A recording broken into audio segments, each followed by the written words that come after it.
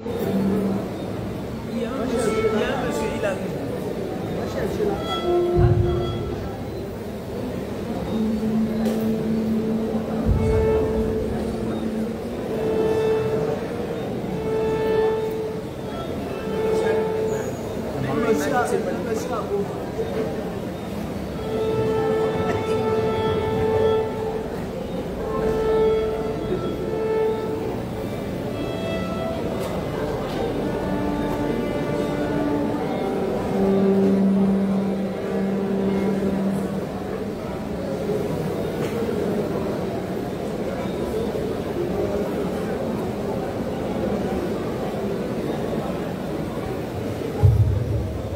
Nous vous invitons à reprendre vos places pour y installer.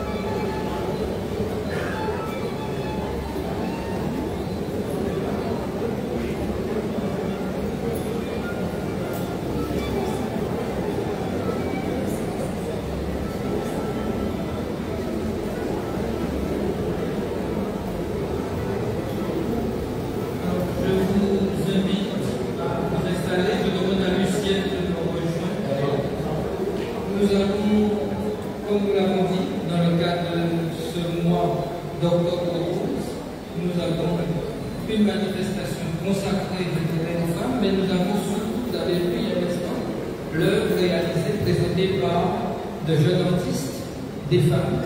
Et avant qu'elles ne quittent l'église, nous avons retenu, nous avons choisi l'idée de leur offrir une rose. Et je vous demande de vous réinstaller, nous allons procéder. Et j'invite tout de suite Talia et Marie à me rejoindre. Talia est accompagnée de ses parents. Talia est lycéenne de meilleure classe. Elle va repartir et je vais demander à maman et à mamie de me rejoindre.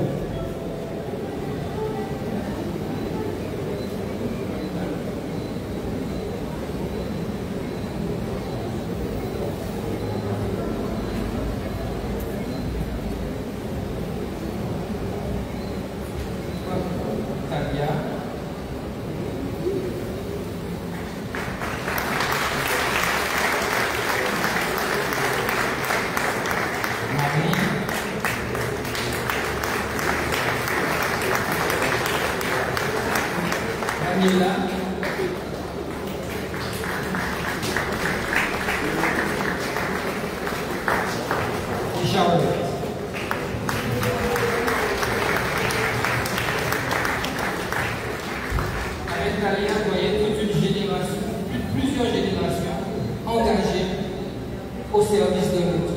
Ça, c'est fort en Guadeloupe. Et nous devons cultiver ça en Guadeloupe. Merci. Merci beaucoup. Continuez de faire et ce sera notre fierté. Nous les aider, nous regardons la jeune génération avec beaucoup de fierté et beaucoup d'espoir. Et vous nous enrichissez. Merci beaucoup.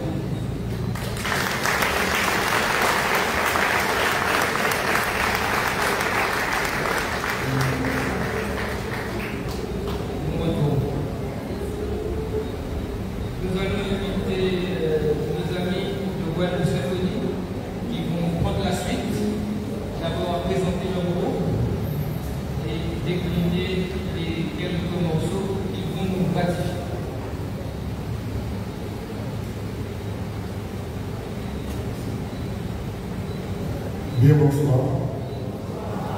Je suis un membre de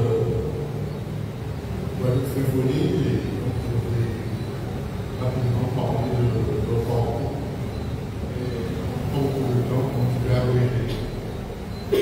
Donc, Christian est censé être un autodidacte. Mais quand on voit son parcours, j'ai du mal à croire que c'est un autodidacte parce qu'il a quand même eu recours à beaucoup de personnes compétentes qui l'ont instruit et d'autres avec lesquels il a joué. C'est un grand musicien, à mon avis. Ceux qui connaissent les anciens de... Comment ça s'appelle encore? Enfin, c'est pas grave. Mais en tout cas, il faut savoir qu'au départ, il ne connaît pas trop rien de la musique, mais il vit dans une famille où il y a quand même deux musiciens, le grand-père et le père. Donc, automatiquement, il est suivi et il évolue.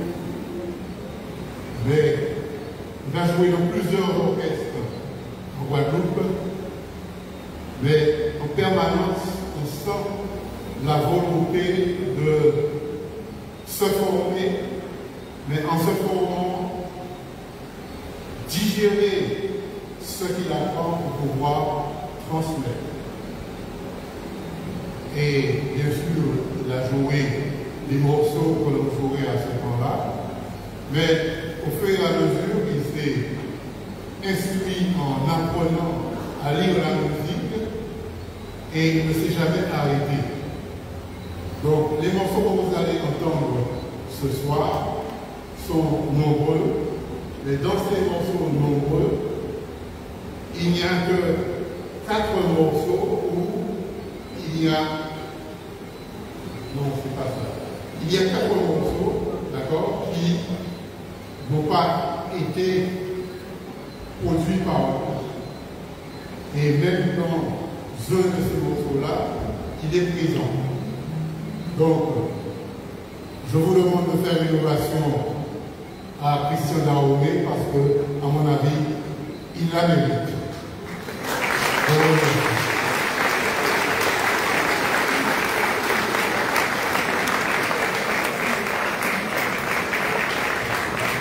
Merci bien. Donc ce soir, on va écouter Guadeloupe Symphonie et nous avons écrit Guadeloupe Symphonie en créole pour bien montrer que ce n'est pas de la musique classique que nous jouons. Comme l'a dit notre ami, j'ai commencé par la musique de bal, mais très tôt j'ai rencontré le Boca en 72. Et depuis, je n'ai jamais pu quitter le Boca. Depuis que j'ai rencontré le Boca, je me suis retrouvé dans un tourbillon et j'ai découvert beaucoup de choses. J'ai découvert que la musique était spirituelle. C'est le Boca qui m'a fait entrer dans la spiritualité de la musique. J'ai découvert aussi que le Boca se jouait sur 5 notes.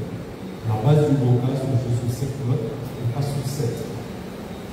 C'est ainsi que j'ai découvert la musique pentatonique, que j'ai découvert la musique modale, que j'ai découvert que la musique pentatonique a plus de 50 000 ans d'existence, bien avant les gammes de 5 notes, et que les musicologues disent que c'est Dieu qui a donné alors la musique pentatonique.